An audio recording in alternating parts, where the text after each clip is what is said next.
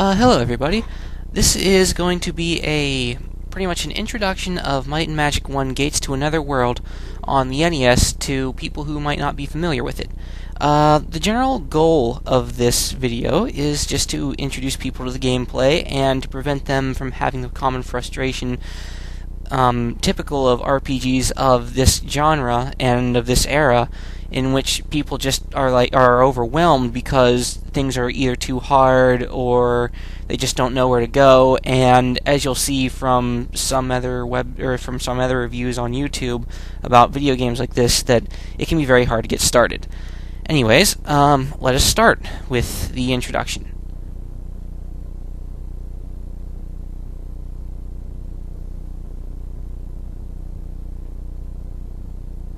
And let me get the mouse off the screen.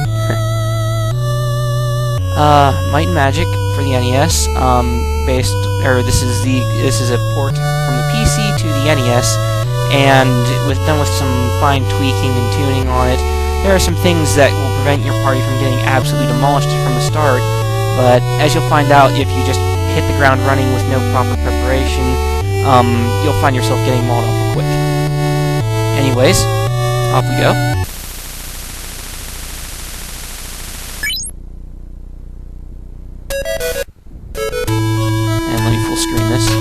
Let me not full screen this on second thought. That's ugly.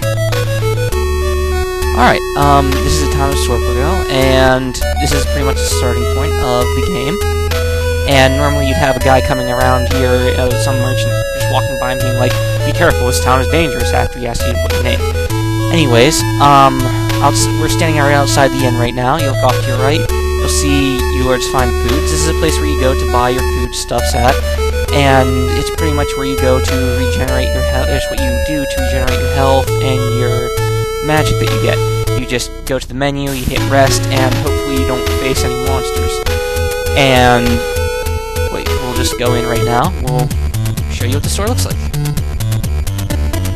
And yes, I would like to buy some food. And just to show you, everybody normally starts off with just a club and 20 days worth of food. And as you can see, I've been playing them for a little bit here, and they've got already 15 days worth of food. Anyways, we'll buy some food. Sure, food price is 5 gold. Okay, yes. I'll have Sage buy some. No. And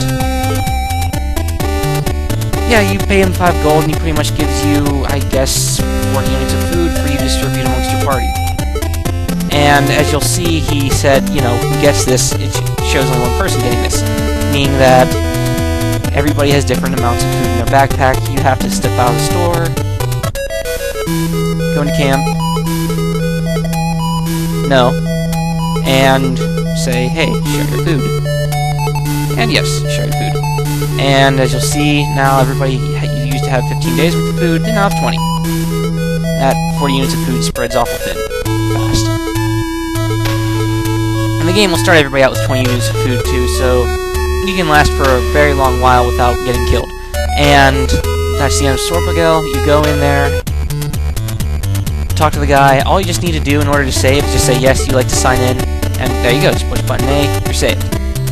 And normally whenever you start off, you're starting off by yourself. You go in here and you just add people, and, you know, if my party wasn't full, I just fill them up with people up to top to bottom. There's only 5 people in the starting town, and you can see them all listed in my party. I've already got them all filled in. And, as you'll see, unlike the Apple version, people at level 1 have randomly generated health, which is the reason why my robber is up front, which is normally not a smart thing to do. Normally have like fighters and whatnot up front. I mean, the thief is an okay fighter, they're not good, but he got a good roll on his health, so I'm having him go up front. And Sonja is absolutely abysmal HP for being a knight, so that's the reason why she's in her 3rd party slot. Anyways, we'll just wander around for a little bit. I want to show you what the combat looks like in here. I have no idea how difficult these are, but let's give it a try. And you want to have your weak fighters. The robber's kind of a weak fighter, so I'm having him go for the ones with the lowest HP first. Down he goes.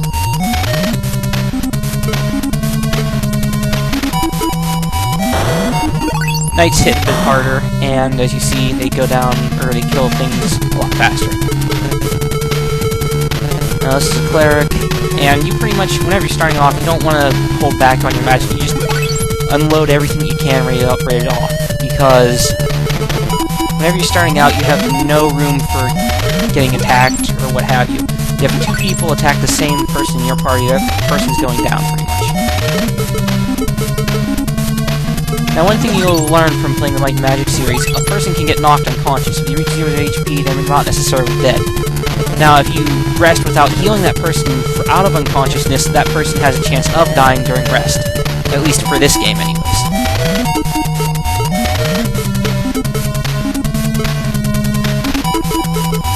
Let's keep Sonya in the back there. She's kind of like a relief switch. I see they hit me for 2 times already. One of my persons already gone down. And Sage has probably just got killed off of these things.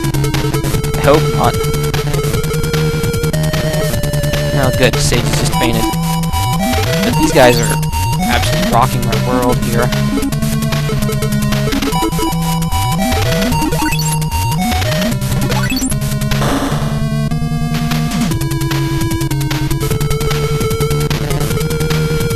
Pretty much the problem is that the gremlins use the same graphic as kobolds and flesh eaters, and of course from traditional RPG logic you'd say, hey, kobolds are the weakest creature. Anyways, finish off this fight here.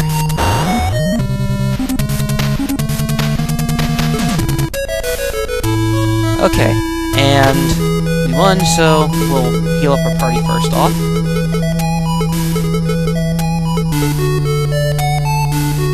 That's one thing you always want to do. If somebody goes down in the middle of a fight, you want to make sure that you cure them afterwards.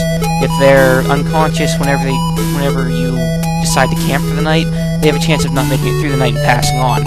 And it's a lot easier to heal somebody who's just unconscious than it is to bring somebody back from the dead. Remember to search after every fight, because, you know, they don't just automatically put gold in your backpack. And we'll have our cleric detect for any traps. And of course it's trapped, as usual. So we'll put Sage to work. He's a robber, that's what you pay him for. And untrapped successfully, everybody gets 5 gold. And that pretty much gives you an introduction to what the combat of this game is like. And how you can go about surviving a battle and whatnot. Anyways, I'm going to break it off right here, and show you a bit more around the town in my second installment of the series. See you next time.